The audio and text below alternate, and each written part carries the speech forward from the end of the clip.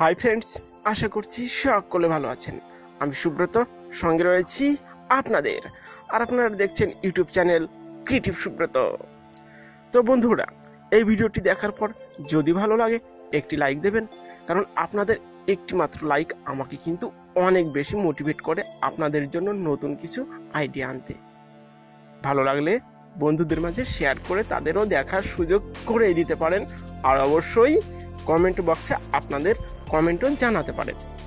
যে সমস্ত বন্ধু নতুন এখনো আমার চ্যানেলটি ভিজিট করেননি, অবশ্যই ভিজিট করেই দেখতে পারেন। যদি এখান থেকে ইউনিক কিছু আইডিয়া পেয়ে যান, তবেই লাল অক্ষরে লেখা সাবস্ক্রাইব বাটনে ক্লিক করে পাশের বেল আইকনে ক্লিক করবেন এবং অল নোটিফিকেশন বেলটি ক্লিক করে দেবেন। তো বন্ধুরা, সকলে অনেক ভালো থাকবেন। আবার আসবো নতুন কিছু আইডিয়ার সঙ্গে।